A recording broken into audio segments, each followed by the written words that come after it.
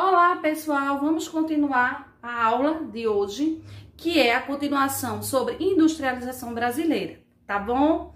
É a redistribuição espacial da indústria. A concentração de industrialização na região sudeste tornou-se uma preocupação nacional e a partir dos anos de 1960, o Estado, né, começou a organizar essas indústrias em outras regiões, ok? A se expandir entre as regiões, porque crescia muito a industrialização na região sudeste e também na região sul. E expandir em outras regiões, por exemplo, a região nordeste. E ele fez investimentos, investiu em rede de transporte para facilitar a comercialização da região sudeste, da região sul, que era o polo mesmo de industrialização, para as demais regiões, ok? Para facilitar a comercialização, na questão de venda de matéria-prima, de produtos entre as regiões, a facilitar, certo? E houve também a criação da atuação de órgãos estatais de planejamento, com a Superintendência para o Desenvolvimento do Nordeste, que é a SUDENE, certo? O que é a SUDENE? SUDENE é uma autarquia especial administrativa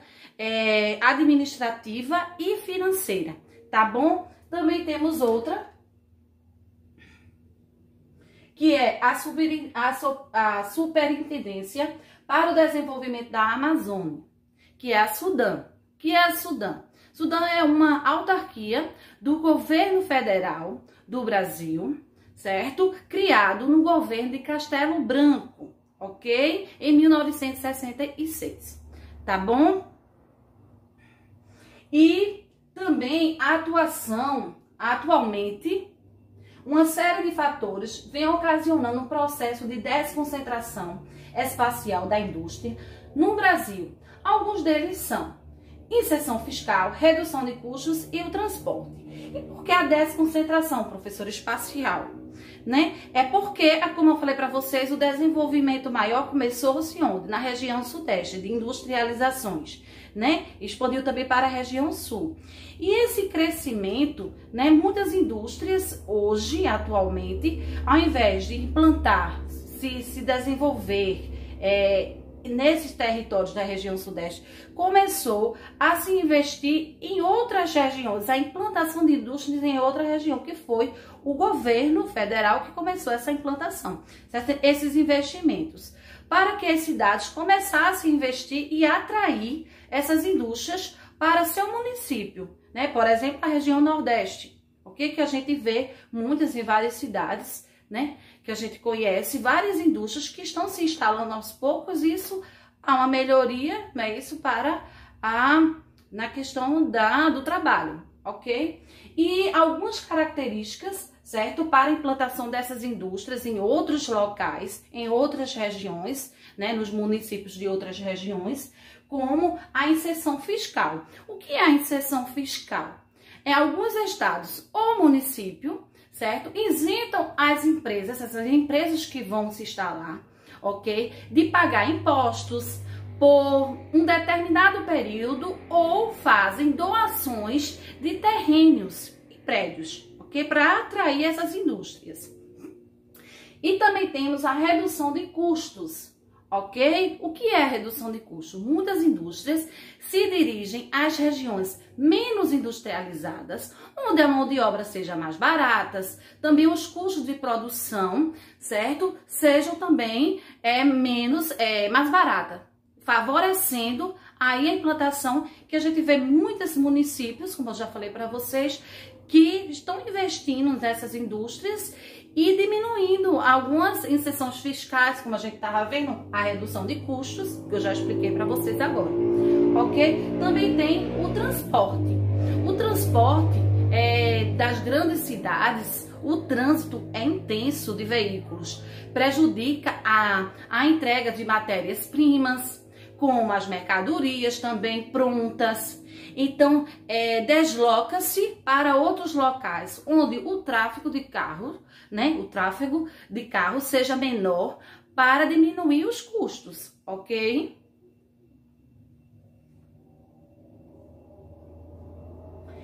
Nós podemos ver aqui nitidamente, certo? Aqui, o Brasil, distribuição da mão de obra na industrialização em 1970. E o Brasil, distribuição da mão de obra na indústria em 2012. Então, nós podemos ver, lógico, a região, né, sudeste sempre com a grande quantidade, onde tem a distribuição de mão de obra industrial, tem, lógico, várias indústrias. A gente pode ver aqui, ó, nitidamente a região sudeste e se expandindo também para a região sul.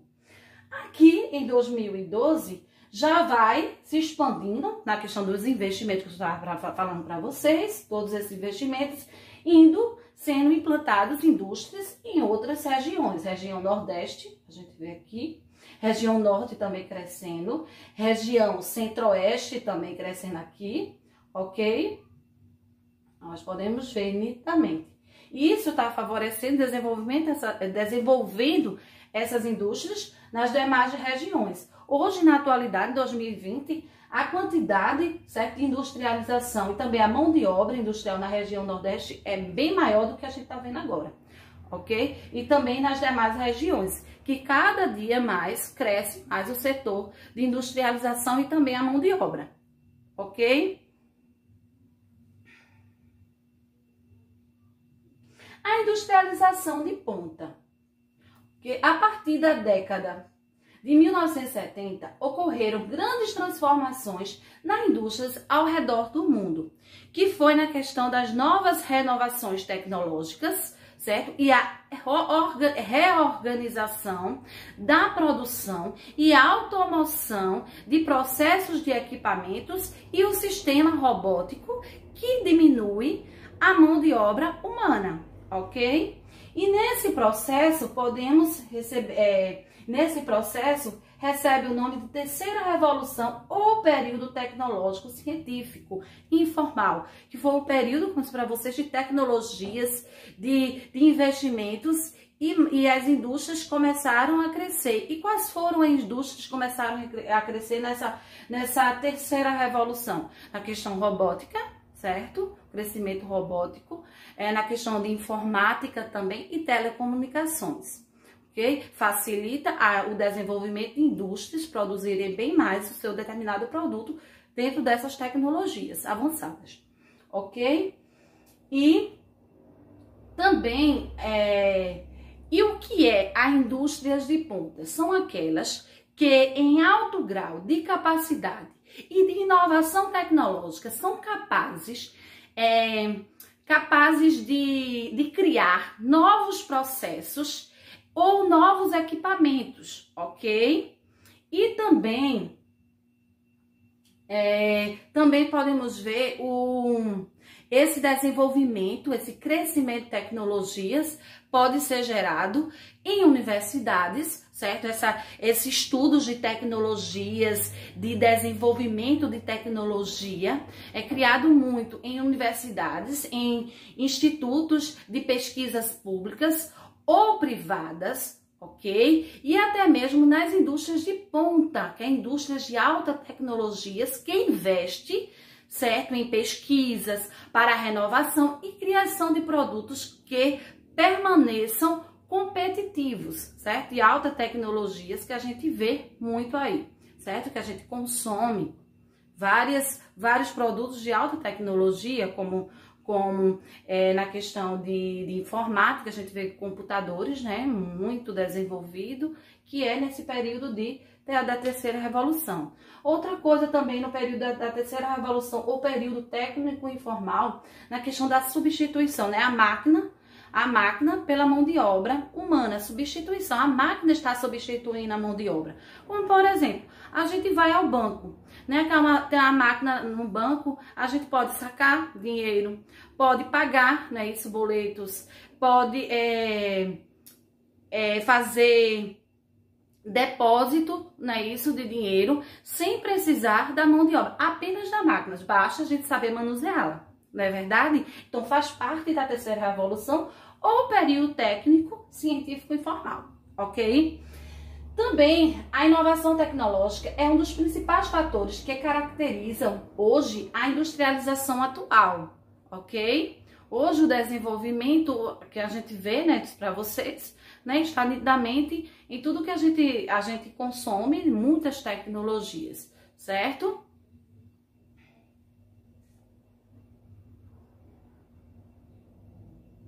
O Brasil é um país que investe muito pouco em ciência e tecnologia e, por isso, apresenta baixo desenvolvimento tecnológico na maioria dos setores onde atua, né? O Brasil ele está investindo mais na questão de tecnologias da agricultura, o desenvolvimento tecnológico agrícola, ok? E quais são esses produtos? São as sementes, certo? Que é estudado, pesquisado, criadas novas sementes, também novas espécies, também o que cresce são os combustíveis, certo? De inovações, que é o etanol, o biodiesel, cresce também na questão da extração de petróleo, ok? E entre outros. E fontes de energia. A produção de energia é um dos fatores fundamentais para a expansão industrial, né? Que cresce na tecnologia no nosso Brasil, na questão de energia, a energia que nós temos é a energia hidrelétrica, que cresce no nosso Brasil, ok? Além também de outras energias, também a gente pode ver na questão dos combustíveis fósseis, certo? E também de outros, ok? Também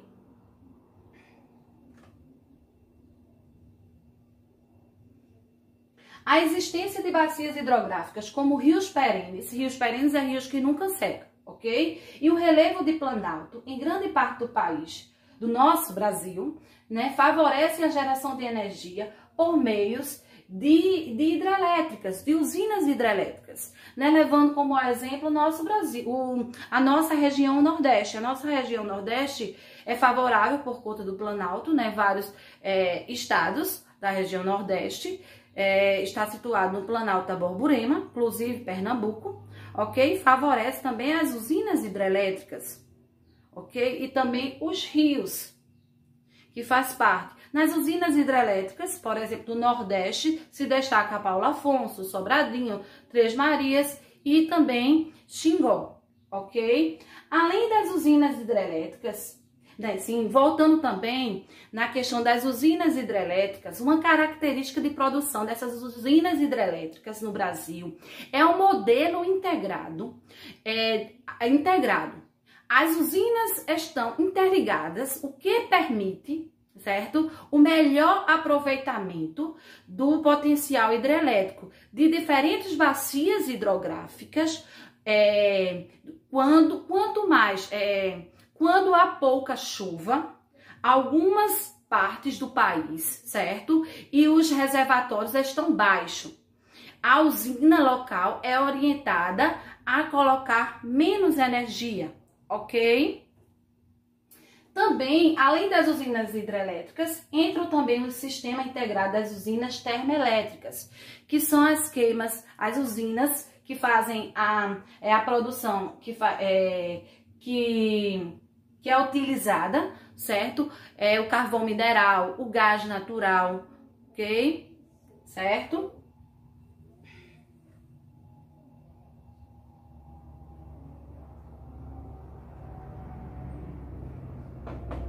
Sim, e além do mais, voltando aqui, que Tia Maria lembrou também, deixa eu voltar aqui, também da expansão, deixa eu voltar aqui, a existência também, que eu disse para vocês, e as usinas termoelétricas, que eu disse para vocês, também se destaca a exploração também do petróleo no Brasil, certo? No mar, a extração do Brasil, né, feito pelo mar, que se destaca as bacias de Santos, no Rio de Janeiro, de São Paulo, bacias de Campos, no Rio de Janeiro, ok? São essas duas, se destacam na extração do petróleo, certo? E também outro que está crescendo é o pré-sal, que é na costa brasileira, que está a 7.000 metros, certo? Aconteceu a exploração a partir de 2007, começou a exploração, certo? Dessa camada que é o pré-sal, que está uma camada muito profunda no mar, na costa brasileira, ok? Que é a extração do petróleo, que está nessa camada do pré-sal, ok? Pronto, aí voltando aqui, a criação do Programa Nuclear Brasileiro teve início na década de 1950, certo? Que foi a criação de Angra dos Reis 1 e 2, no Rio de Janeiro, ok? Essa também